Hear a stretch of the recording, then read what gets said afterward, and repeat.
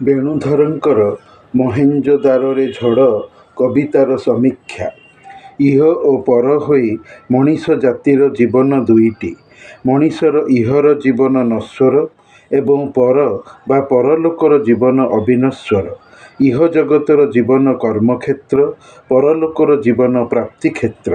ଇହ ଜଗତର ଜୀବନରେ ମଣିଷ ଯେମିତି କର୍ମ କରିବ, ପରଲୋକର ଜୀବନରେ ମଣିଷ ଅନୁରୂପ ଫଳ ପାଇବ। ପୁରାଣ ଶାସ୍ତ୍ର କହେ, ଆଲ୍ଲାହ କୋରାନରେ କହିଛନ୍ତି, ମଣିଷ ଇହ ଜଗତରେ ସବୁଦିନ ପାଇଁ ବଞ୍ଚି ରହିବାକୁ ଆସିନାହିଁ। ମଣିଷ ପାଖେ ଯାହା ସବୁ ଅଛି ତାହା ଦିନେ ସରିଯିବ। ଆଉ ମୋର ଆଲ୍ଲାହର ପାଖେ ଯାହା ସବୁ ଅଛି ତାହା ବଳକା ରହିବ। ମୋର ସବୁଠୁ ପ୍ରିୟତମ ଭକ୍ତ ମୋର ରସୁଲ ପୟଗମ୍ବର ଯଦି ମରିବେ, ତେବେ ସାଧାରଣ ମଣିଷ କ'ଣ ଅମର ରହି ବିଜୟୀ ହେବେ? କଦାପି ନୁହେଁ। ପ୍ରତ୍ୟେକ ଜୀବଙ୍କୁ ମରିବାକୁ ପଡ଼ିବ। କୁଲ୍ଲୁ ନଫ୍ସିନ୍ ଜାଏକତୁଲ ମୌତ ବୋଲି କୋରାନ ବାକ୍ୟ ଅଛି। ମଣିଷ ଜୀବନରେ ମୃତ୍ୟୁ ହେଉଥିବା ଅବସ୍ଥାକୁ ଦେଖି ଭାଗବତ ଗ୍ରନ୍ଥରେ ଅତିବଡ଼ି ଜଗନ୍ନାଥ ଦାସ ନିଜେ ଲେଖିଛନ୍ତି, ମର୍ତ୍ତ୍ୟମଣ୍ଡଳେ ଦେହ ବହି ଦେବତା ହେଲେ ହେଁ ମରଇ। ସର୍ବେ ଚଳିବେ କାଳ ବଳେ ଯଶ ରହିବ ମହି ତଳେ। ଆଲ୍ଲାହ ନିଜେ ନିଜ ପ୍ରଣୀତ ପ୍ରବର୍ତ୍ତିତ କୋରାନର ପାଠ ବନି ଇସ୍ରାଏଲରେ କହିଛନ୍ତି, ଆଉ ଯେବେ ମୁଁ କୌଣସି ମାନବ ବସତିକୁ ଧ୍ୱଂସ କରିବାକୁ ଚାହିଁଥାଏ ତ ସେହି ବସ୍ତିର ସୁଖଦ ଜୀବନ ବିତାନରେ ଆଦେଶ ପଠାଇଥାଏ। କିନ୍ତୁ ସେହି ବସତିର ଲୋକମାନେ ଯଦି ମୋର ହୁକୁମର ଅବମାନନା କରନ୍ତି, ମୋତେ ମାନି ନଥାନ୍ତି ତ ତେବେ ପ୍ରୋକ୍ତ ମାନବ ଜନବସତିକୁ ଧ୍ୱଂସ କରିବାର ଯୋଜନା କରିଥାଏ। ଆଉ ଏଭଳି ବସ୍ତିକୁ ମୁଁ ଆଲ୍ଲାହ ନଷ୍ଟ ବା ତବାହ ବା ଧ୍ୱଂସ ବରବାଦ କରିଦେଇଥାଏ। ଆମ୍ଭେ ଆଲ୍ଲାହ କେତେ ଯେ ମାନବ ସଙ୍ଗତକୁ ପୟଗମ୍ବର ନୂହଙ୍କ ପରେ ହାଲାକ ବା ଧ୍ୱଂସ କରିଦେଇଅଛୁ। ତୁମର ପ୍ରଭୁ ଯଥେଷ୍ଟ ଅଛି ନିଜର ବନ୍ଦା ବା ଦାସ ଭକ୍ତର ପାପକୁ ଦେଖିବା ପାଇଁ ସତର୍କୀ ଓ ସାବଧାନୀ। ପାଠ କାହେଫରେ କହିଛନ୍ତି, ଆମ୍ଭେ ଆଲ୍ଲାହ ମାନବୀୟ ଜନବସତିକୁ ତବାହ ବା ବରବାଦ ଏଥିପାଇଁ କରିଦେଲୁ କି ସେମାନେ ଅତ୍ୟାଚାରୀ ଥିଲେ ଏବଂ ତାଙ୍କ ବରବାଦୀର ଏକ ସମୟ ନିର୍ଘଣ୍ଟ ସ୍ଥିର କରିକି ଆମେ ରଖିଥିଲୁ। ପାଠ ଅମ୍ବିୟାରେ କହିଛନ୍ତି, ଆଉ ଆମ୍ଭେ ଆଲ୍ଲାହ କେତେ ଜନବସତିକୁ ତବାହ ବା ଧ୍ୱଂସ ବରବାଦ କରିଦେଲୁ କି ସେମାନେ ସିତମଗାର ବା ବିଶ୍ୱାସଘାତକ ଥିଲେ। ଆଉ ତାଙ୍କ ପରେ ଆହୁରି ମାନବ ଗୋଷ୍ଠୀ ବା କୌମ ଜାତି ଜାତ କରିଲୁ। ପାଠ ଅମ୍ବିୟାରେ ପୁଣି କହିଛନ୍ତି, ଅବୈଧ ଅଟେ ସେ ପ୍ରକାର ମାନବୀୟ ଜନବସତି ଯାହାକୁ ଆମ୍ଭେ ଆଲ୍ଲାହ ଧ୍ୱଂସ ବା ବରବାଦ କରିଦେଇଅଛୁ କି ସେମାନେ ପୁଣି ଫେରି ଆସିବେ ନାହିଁ। ଆମ୍ଭେ ଆଲ୍ଲାହ କେତେ ଯେ ମାନବ ବସତିକୁ ଧ୍ୱଂସ କରିଦେଲୁ କି ତାଙ୍କ ଉପରେ ଆମର ଅଜାବ ବା ଯନ୍ତ୍ରଣା ରାତିରେ ଆସିଲା ଏବଂ ଦିନ ଦ୍ୱିପ୍ରହର ସମୟରେ ଶୋଇଥିଲା ବେଳେ ବି ଆସିଲା। ସେମାନଙ୍କ ମୁହଁରୁ କିଛି ବି କଥା ବାହାରିଲା ନାହିଁ, କେବଳ ଏତିକି କହିଥିଲେ କି ଆମ୍ଭେମାନେ ହିଁ ଅତ୍ୟାଚାରୀ ଥିଲୁ। ଅବଶ୍ୟ ଆମ୍ଭେ ଆଲ୍ଲାହ ଜରୁର ପଚାରିବୁ ସେମାନଙ୍କୁ, ତୁମ୍ଭେମାନେ କାହିଁକି ଅତ୍ୟାଚାରୀ ହୋଇଥିଲ? କାରଣ ତୁମମାନଙ୍କ ପାଖକୁ ରସୁଲ ଯାଇଥିଲା। ପୁଣି ରସୁଲଙ୍କୁ ବି ପଚାରିବୁ, ସେମାନେ ମୋର ଆଲ୍ଲାହର ବାର୍ତ୍ତା ଲୋକଙ୍କୁ ଦେଇଥିଲେ କି ନାହିଁ? ଆମ୍ଭେ ଆଲ୍ଲାହ ଲୋକଙ୍କୁ ସାବଧାନ ନ କରି ଅତ୍ୟାଚାର ଦେଇ ନଥାଉ। हम शहरों को हलाक नहीं करते जबकि उनके साकिम सितमगार न हों। ଆମ୍ଭେ ଆଲ୍ଲାହ ମାନବ ବସତିଯୁକ୍ତ ସହରକୁ ଧ୍ୱଂସ କରି ନଥାଉ କି ତାଙ୍କର ବାସିନ୍ଦା ଯେପର୍ଯ୍ୟନ୍ତ ବିଶ୍ୱାସଘାତକ ନ ହୋଇଛନ୍ତି। ଅତୀତରେ ଏକଦା କଟକ, ବାରିପଦା, ବଲାଙ୍ଗୀର ଏବଂ ଭୁବନେଶ୍ୱରଠାରେ ଓଡ଼ିଆ ଅଧ୍ୟାପକ ଥିବା ବେଣୁଧର ରାଉତଙ୍କ ରଚିତ ମହେଞ୍ଜୋଦାରୋରେ ଝଡ଼ କବିତାଟି ମାନବ ଜନବସତିର ଧ୍ୱଂସର ଚିତ୍ର ଦେଇଅଛି। ମହେଞ୍ଜୋଦାରୋ ଶବ୍ଦର ଅର୍ଥ ମୃତ ନଗରୀ।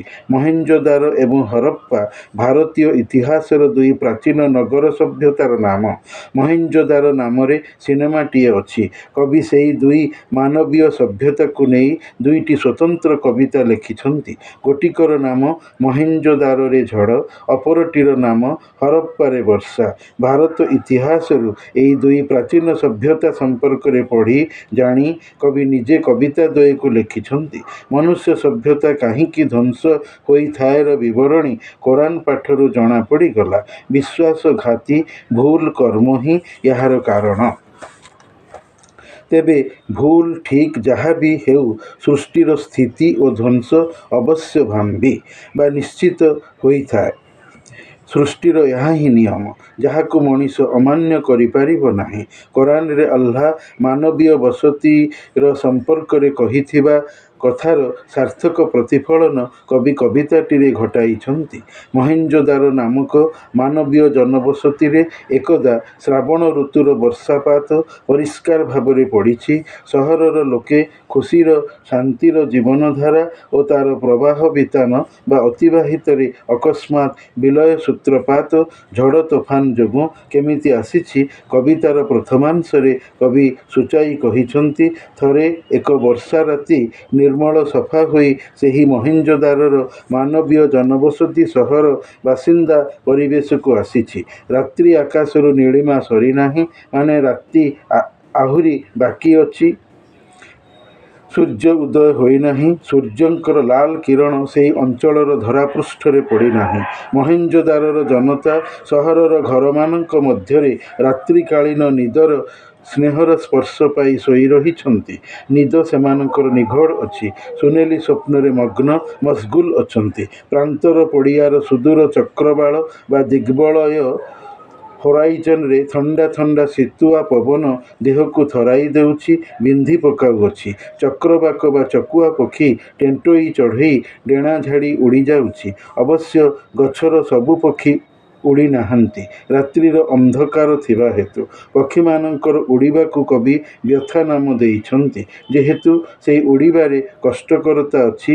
ଦୂର ଦିଗଚକ୍ର ଆଡ଼େ ବନଶୀର୍ଷ ଦେଶରେ ସୂର୍ଯ୍ୟ ଉଦୟର କିରଣ ପଡ଼ିନାହିଁ। ଜଙ୍ଗଲ ସୂର୍ଯ୍ୟକିରଣରେ ଆଲୋକିତ ହୋଇନାହିଁ। କବିତାର ଦ୍ୱିତୀୟ ଅଂଶରେ କବି କଳ୍ପନାରେ ମହେଞ୍ଜୋଦାରୋରେ ଝଡ଼ ତୋଫାନ ମେଘବର୍ଷାର ଚିତ୍ର ପ୍ରଦତ୍ତ। କୋରାନରେ ପୈଗମ୍ବର ନୂହଙ୍କର ସମୟରେ ଆଲ୍ଲାହ କ୍ରୋଧିତ ହୋଇ ନୂହଙ୍କର ଅମାନିଆ ଲୋକମାନଙ୍କୁ, ଯେଉଁମାନେ କି ମୂର୍ତ୍ତି ପୂଜାରୁ ଓହରି ନଥିଲେ, ନୂହଙ୍କର ବାରମ୍ବାର କହିବା ସତ୍ତ୍ୱେ ଆଲ୍ଲାହଙ୍କର ଦୀନ୍ ବା ଧର୍ମକୁ ଗ୍ରହଣ ନ କରିବାର କୁଫଳ ସ୍ୱରୂପ ଝଡ଼ ତୋଫାନ କରାଇ ନୂହଙ୍କର ଗୋଷ୍ଠୀର ଲୋକଙ୍କୁ ତବାହ ବା ବରବାଦ କରାଇ ଦେଇଥିଲେ, ଯେଉଁଥିରେ ନୂହଙ୍କର ନିଜର ପୁଅ ମଧ୍ୟ ସାମିଲ ଥିଲା। ସେ ମଧ୍ୟ ଝଡ଼ ବନ୍ୟାର ପ୍ରଖର ସୁଅରେ ଭାସିଯାଇ ମରିଥିଲା। ପାଠ ହୁଦ୍। ହେଲେ ନୂହ ଓ ତାଙ୍କର 90 ଜଣ ଅନୁଗାମୀଙ୍କୁ ଆଲ୍ଲାହ ନୌଯାତ୍ରା ଦ୍ୱାରା ପ୍ରବଳ ଝଡ଼ ତୋଫାନ ବର୍ଷା ପ୍ରକୋପ ତାଣ୍ଡବରୁ ବଞ୍ଚାଇ ଦେଇଥିଲେ, କାରଣ ଆଲ୍ଲାହଙ୍କର ଆଦେଶରେ ନୂହ ଏକ ନୌକା ତିଆରି କରିଥିଲେ ଏବଂ ସେହି ନୌକାରେ ବସିବାକୁ କହିଥିଲେ। ସେହି ନୌକା ହିଁ ତାଙ୍କୁ ଜୁଦି ପର୍ବତରେ ନେଇକି ଅଟକାଇଥିଲା ଏବଂ ନୂହ ଏବଂ ତାଙ୍କର ଅନୁଗାମୀ ବଞ୍ଚି ଯାଇଥିଲେ। କିନ୍ତୁ ନୂହଙ୍କର ପୁଅ ଅବିଶ୍ୱାସୀ କାଫିର ଥିଲା, ବାପାଙ୍କର କଥା ମାନି ନଥିବାର ଫଳ ଭୋଗିଲା। ନୂହ ଆଲ୍ଲାହଙ୍କୁ ମାଗୁଣି ବା ଦୁଆ କରି କହିଥିଲେ ତାଙ୍କ ପୁଅକୁ ବଞ୍ଚାଇ ଦେବାକୁ। ହେଲେ ଆଲ୍ଲାହ ନୂହଙ୍କୁ ତାଗିଦ କରି କହିଥିଲେ, ହେ ନୂହ, ଯେଉଁ ବିଷୟରେ ତୁ ଜାଣିନାହୁଁ, ମୋତେ ତାର ମାଗୁଣି କରନା। ସେ ତୋର ଘରବାଲା ନଥିଲା। ଆଲ୍ଲାହ ଉତ୍କ୍ଷିପ୍ତ ହେଉଥିବା ଜାଣି ନୂହ କ୍ଷମା ମାଗିଥିଲେ। ନୂହ ପୈଗମ୍ବର 950 ବର୍ଷ ବଞ୍ଚିଥିଲେ ବୋଲି କୋରାନ କହିଥାଏ, ହେଲେ ତାଙ୍କ ସ୍ତ୍ରୀ ଏବଂ ପୁଅକୁ ମୁସଲମାନ କରାଇ ପାରି ନଥିଲେ। ଏଥିରୁ ସ୍ପଷ୍ଟ ଜଣାପଡ଼େ ଇସଲାମ ଧର୍ମ କେତେ ସ୍ୱାଧୀନ, ଇଚ୍ଛାକୃତ। କାହାକୁ ପ୍ରଲୋଭିତ, ବାଧ୍ୟ କରାଇ, ଚାପ ଦେଇ ମୁସଲମାନ କରାଯାଇ ପାରିବ ନାହିଁ, ଯେଉଁ ପର୍ଯ୍ୟନ୍ତ ମଣିଷର ନିଜ ମନ ନ ଚାହିଁଅଛି। ଅଜସ୍ର ଝଡ଼ ବର୍ଷା ତୋଫାନରୁ ମାନବ ସଭ୍ୟତାର ଧ୍ୱଂସ କେମିତି ହୋଇଥାଏ, ତାହାକୁ ଦେଖାଇବା ଜଣାଇବା ପାଇଁ କୋରାନରୁ ନୂହ ଅନୁଗାମୀଙ୍କ ଅମାନିଆପଣ ଦୋଷର ବର୍ଣ୍ଣନା ଦିଆଗଲା।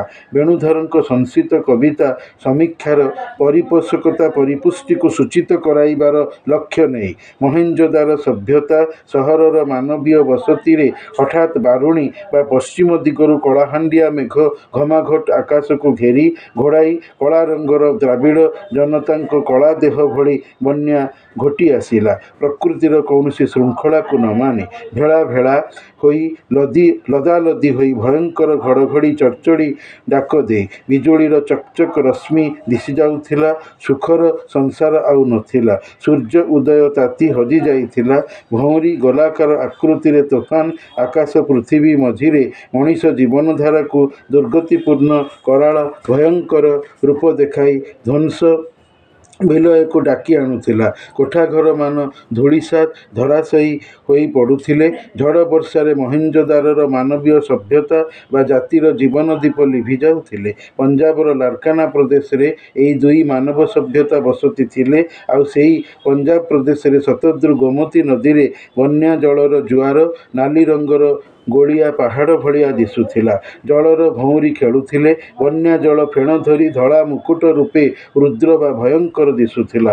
ତୋଫାନ ସହିତ ସିନ୍ଧୁ ନଦୀର ଅବାଧ୍ୟତା ଅତ୍ୟାଚାର ସେଥିରେ ମିଶିଥିଲା। ମହେଞ୍ଜୋଦାରୋର ସଭ୍ୟତାର ଭାଗ୍ୟରେଖାର ଅସ୍ତିତ୍ୱ, ତାହାର ସ୍ଥିତିସ୍ଥାପକତା ଶେଷ ବିଦାୟ ଧରାପୃଷ୍ଠରୁ ପୃଥିବୀ ବକ୍ଷରୁ ନେଇଯାଉଥିଲା। କବିତାର ପରବର୍ତ୍ତୀ ଅଂଶରେ ମହେଞ୍ଜୋଦାରୋବାସୀଙ୍କର ଭଗବତ ପ୍ରାର୍ଥନାର ଚିତ୍ରକୁ କବି ନିଜ ଭାବନାରେ ଏମିତି ଆଙ୍କିଛନ୍ତି, ଉତ୍କୀର୍ଣ୍ଣ କରିଛନ୍ତି। ବନ୍ୟା ଝଡ଼ର ଚାଞ୍ଚଲ୍ୟ ହେତୁ ସହରବାସୀ ବିକଳରେ ପାଟିତୁଣ୍ଡ ଚିତ୍କାର କରୁଥିଲେ, ଭଗବାନଙ୍କୁ ଆକୁଳ କଣ୍ଠରେ ଡାକୁଥିଲେ ପ୍ରଶଂସା ଗାନର ସହିତ। ପରନ୍ତୁ ପ୍ରକୃତିର ପ୍ରକୋପ, ତାହାର ତାଣ୍ଡବ ଲୀଳା ସହରବାସୀଙ୍କର ଆକୁଳ ବିଳାପ କାନ୍ଦିବାକୁ ଶୁଣୁ ନ ଥାଇ ବିଫଳ କରିଦେଉଥିଲା। ଶିବ ବ୍ରହ୍ମାଙ୍କୁ ଡାକୁଥାନ୍ତି, ଆମକୁ ରକ୍ଷା କରନ୍ତୁ ପ୍ରଭୁ, ଏ ବିପଦରୁ ନଗରକୁ ତାରନ୍ତୁ, ଆଶ୍ୱାସନା ବାଣୀ ଶୁଣାନ୍ତୁ, ପ୍ରାଣ ଦେଇ ଆମ ଜୀବନକୁ ରକ୍ଷା କରନ୍ତୁ, ମରିବାରୁ ବଞ୍ଚାନ୍ତୁ। ବିପଦ ବେଳେ ମଣିଷ ଭଗବାନଙ୍କର ଶରଣ ନେଇଥାଏ, ଆଶ୍ରୟ ମାଗିଥାଏ। କବିଙ୍କ ଭାଷାରେ କାତର ମଣିଷ ଡାକେ, ଦ୍ରବେ କେବେ ଭଗବାନ ମନ। ତେଣୁ ଏଇ ଯାଚନା ବା ମାଗୁଣିର ପ୍ରାସେ ପ୍ରାସେ ଅଶୀବର ବପ୍ର ରାସେ ରାସେ ମତ୍ତ ଅବା ଏକ ଶୃଙ୍ଗୀ ବୃକ୍ଷ ପ୍ରଭୁ ଶିବର ବାହନ। ନିର୍ମମ ନିର୍ବେଦ ଜଡ଼ ଭଗବାନ ଶିବର ଉଦାସ୍ୟେ। ଭୂମିରେ ପଡ଼ଇ ଝଡ଼ି ମେଘଶ୍ଚୁମ୍ବୀ ସୌଧର ଶିଖ। ରହି ରହି ହଲି ହଲି ମେଳା ମେଳା ଭଳି ଭଳି ସ୍ଥାପତ୍ୟର ମୁଖଶାଳ ତୋରଣ ସ୍ୱସ୍ତିକ ଖିଲାଣ। ପ୍ରାଚୀର ସବୁ ଇତସ୍ତତ ଝଡ଼ ଅଟ୍ଟହାସ୍ୟେ। ଝଡ଼ି ପଡ଼େ ଝଡ଼େ ଫୁଲ ପରି, ସପନର ଝଡ଼େ ଭୁଲ ପରି, ଉଷାରେ ତାରକା ପରି, ଆଶାରେ ମାନେ ବର୍ଷା କରକା ପରି। ଭଙ୍ଗା ଭଙ୍ଗା ପୁରେ ପୁରେ ମଣିଷର ସମାଧି ଓ ଚତ୍ୱରେ ଚତ୍ୱରେ ପଥେ ପଥେ ସ୍ଥାପତ୍ୟର ସ୍ତୂପ ସ୍ତୂପ ବିକଳ ଭୂଧରେ ନଗରର କେଳି ଆଉ ସ୍ନାନସର ହୋଇଯାଏ ପୋତି। ବର୍ଷା ଝଡ଼ ବତାସରେ, ବନ୍ୟା ବଜ୍ରେ ହତାଶରେ ନିଭିଯାଏ କ୍ୱଚିତ୍ ବା ଅବଶିଷ୍ଟ ଜୀବନର ଜ୍ୟୋତି। ଭ୍ରୂଣ ହୃଦୟରେ ମାରି ଘାରିଛି ଏ ସ୍ୱୈର ଝଡ଼େ ମହାକାଳ ରାତି। ମହେଞ୍ଜୋଦାରୋର ଭୂଇଁ ପ୍ରଳୟ ଯାଉଛି ଛୁଇଁ, ଦ୍ରବିଯାଏ ବସୁଧାରେ ଅସହାୟ ଜାକିଜୁକି ଏ ନଗର ଛାତି। ହୁଏତ ସୃଜନ ପରେ ବିଲୟର ଢେଉ, ସ୍ଥିତି ତାର ଦ୍ୟୁତି ନେଉ ନେଉ ଅକସ୍ମାତ୍ ହରିନିଏ ଟିକିନିଖି ସମଗ୍ର ସ୍ୱରୂପ। ଯେଉଁପରି ଅମ୍ରି ହରପ୍ପାରେ, ଯେଉଁପରି ଝାଙ୍ଗର ଝୁକାରେ ଧରିତ୍ରୀରେ ଘେରିଦେଲା, ବିସ୍ମୃତିରେ ଘାରିଦେଲା, ଲୁଚିଯାଏ ଅଗୋଚରେ ଏ ନଗର, ଏ ମୃତର ସ୍ତୂପ। ମହେଞ୍ଜୋଦାରୋ ନଗରବାସୀ ସମସ୍ତେ ଆର୍ତ୍ତ ବିକଳ ଅସ୍ଥିର କଣ୍ଠରେ ତ୍ରାଣକର୍ତ୍ତା ପ୍ରଭୁ ଭଗବାନଙ୍କୁ ଡାକୁଛନ୍ତି। ଅପେକ୍ଷା କରୁଛନ୍ତି କେବେ ଦୟାମୟ ପ୍ରଭୁଙ୍କ ମନ ତରଳିବ, ଆମ ଡାକ ଶୁଣିବେ। ଅତିଶୟ ବ୍ୟଥାତୁର ପ୍ରାର୍ଥନା। ମହେଞ୍ଜୋଦାରୋ ନାମକ ମାନବ ସଭ୍ୟତାକୁ ଅମଙ୍ଗଳ ଛାଇଯାଇଛି ପ୍ରତି ଘରେ ଘରେ, ପ୍ରତିଟି ପରିବାରରେ। ସିନ୍ଧୁ ସଭ୍ୟତାରେ ଶିବ ପଶୁପତି ରୂପେ ପୂଜା ପାଉଥିଲେ, ତାଙ୍କୁ ହିଁ ଡାକୁଥିଲେ ନଗରବାସୀ। ସେହି ଆଜି ନିଷ୍ଠୁର କଠୋର ନିର୍ଜୀବ ହୋଇଯାଇଛନ୍ତି ନଗର ବାସିନ୍ଦାଙ୍କ ପାଇଁ। ସେ ଆଜି ଉଦାସ। ଭୂମିରେ ଧୁମ୍ ଧାମ୍ ଭୁସ୍ ଭାସ୍ ହୋଇ ଆକାଶସ୍ପର୍ଶୀ କୋଠାଘରମାନ ଧ୍ୱଂସ ହୋଇ ପଡ଼ିଯାଉଛନ୍ତି। ଘରର ନିର୍ମାଣ ପାଚେରୀ, ଖୁଣ୍ଟ, ଖିଲାଣ, ସ୍ତମ୍ଭ ସବୁ ଏଣେ ତେଣେ ବିଛେଇ ହୋଇ ଭଗ୍ନସ୍ତୂପରେ ପରିଣତ ହୋଇଯାଇଛନ୍ତି। ଝଡ଼ ବିତ୍ପାତରେ ଫୁଲ ପରି ସତେକି ଝଡ଼ି ପଡ଼ିଛନ୍ତି। ସତେ ଅବା ଦୁଃସ୍ୱପ୍ନ। ଲୋକେ ଭାବୁଛନ୍ତି ଏହା ଆମ ଜୀବନ ଧାରଣ ବିତାନର ଭୁଲ ପାଇଁ ବିଧାତାର ଆମକୁ ଏ ଦଣ୍ଡ ମିଳିଛି। ସକାଳ ହେଲେ ଯେମିତି ଆକାଶରେ ତାରା ଝଡ଼ି ପଡ଼ନ୍ତି, ମାନେ ଲୁଚିଯାଆନ୍ତି, ଅଥବା ବର୍ଷାରେ କୁଆପଥର ପରି ଧ୍ୱସ୍ତ ବିଧ୍ୱସ୍ତ। ଘରେ ଘରେ ମଣିଷର ଲାଶର ଗଦା ଜମା ହୋଇ ପଡ଼ିଛି। ପିଣ୍ଡାରେ ଚଟାଣରେ ଏଣେ ତେଣେ ସବୁଠି ଶବ କୁଢ଼ କୁଢ଼। ସ୍ଥାପତ୍ୟମାନ ଭୂମିରେ ଢେର। ନଗରର ବୃହତ୍ ସ୍ନାନାଗାର, ଯାହାକି ଭାରତ ଇତିହାସରେ ଫଟୋ ହୋଇ ଦେଖାଯାଇଥାଏ, ତାକୁ ଏଠାରେ କବି ବ୍ୟକ୍ତ କରିଛନ୍ତି ଭାଷାରେ। ସେଇଟି ପୋତି ହୋଇଯାଇଛି। ଯାହା ବା ବଳକା ଜୀବନର ଅବସ୍ଥିତି ଥିଲା, ତାହା ବି ଝଡ଼ ବର୍ଷା ତୋଫାନରେ ଆଉ ରହିପାରିଲା ନାହିଁ। ମରି ପଡ଼ିଗଲା ଜୀବନର ଜ୍ୟୋତିକୁ ଲିଭାଇ ଦେଇ। ମା ପେଟରୁ ପିଲା ଭ୍ରୂଣ ଅବସ୍ଥାରେ ବି ନଷ୍ଟୀଭୂତ ମହେଞ୍ଜୋଦାରୋର ଭୂମିରେ ପ୍ରଳୟ ଛୁଇଁକି ଚାଲିଯାଇଅଛି। ନଗରର ଚିହ୍ନବର୍ଣ୍ଣର ବିସ୍ତୃତି ଭାଙ୍ଗି ରୁଜି ସତେକି ଜାକିଜୁକି ଏକାଠି ପୃଥିବୀ ଛାତିରେ ଗଦା ହୋଇ ପଡ଼ିଛନ୍ତି। ବିଧାତାର ନିୟମ ହେଲା ସୃଷ୍ଟି ପରେ ବିଲୟକୁ ଡାକି ଆଣିବା। ସୃଷ୍ଟିରେ ଯାହା ଦିନେ ଜ୍ୟୋତି ପ୍ରକାଶିଥିଲା ତାହା ପୁଣି ଦିନେ ଧ୍ୱଂସରେ ଜ୍ୟୋତିହୀନ ହେବାକୁ ବାଧ୍ୟ। ଭଗବାନ ଈଶ୍ୱରଙ୍କୁ ପୃଥିବୀବାସୀଙ୍କଠାରୁ ହିସାବ ନେବାକୁ ଡେରି ହୋଇ ନଥାଏ। ପଲକ ପାତରେ ଜୀବନ ଲୀଳାକୁ ଧ୍ୱଂସରେ ହରିନିଏ, ଛଡ଼ାଇ ପକାଏ ମଣିଷଠାରୁ। ଯେମିତି ଅମ୍ରି ଏବଂ ହରପ୍ପା ନାମକ ମାନବ ସଭ୍ୟତା ଦିନେ ଉଠି ପୁଣି ପଡ଼ିଥିଲା, ପୁନଶ୍ଚ ଝାଙ୍ଗର ଝୁକା ସଭ୍ୟତା ମଧ୍ୟ ଆଘାତ ପାଇ ହଲିଯାଇଥିଲା, ଅର୍ଥାତ୍ ଭୂମିକମ୍ପରେ ପୃଥିବୀରେ ସଭ୍ୟତା ଧ୍ୱଂସ ପାଇ ବିଛେଇଯାଏ। ସେହିପରି ମହେଞ୍ଜୋଦାରୋର ଏହି ସଭ୍ୟତା ପରବର୍ତ୍ତୀ ମାନବ ସଭ୍ୟତାର ଭୁଲିଯିବାରେ ରହିଯାଇଅଛି। ଲୋକଲୋଚନ ଅଜଣାରେ ଏହି ସଭ୍ୟତା ମୃତର ଧ୍ୱଂସସ୍ତୂପ ବା ଗଦାରେ ରହିଯାଇଅଛି। କବି ମହାଶୟ ବଲାଙ୍ଗୀରରେ ଥାଇ 1954 ମସିହାରେ ଅଗଷ୍ଟ ମାସ 18 ତାରିଖରେ କବିତାଟିକୁ ଲେଖିଥିଲେ। କବିତାଟିର ଐତିହାସିକ ପୃଷ୍ଠଭୂମି ରହିଛି।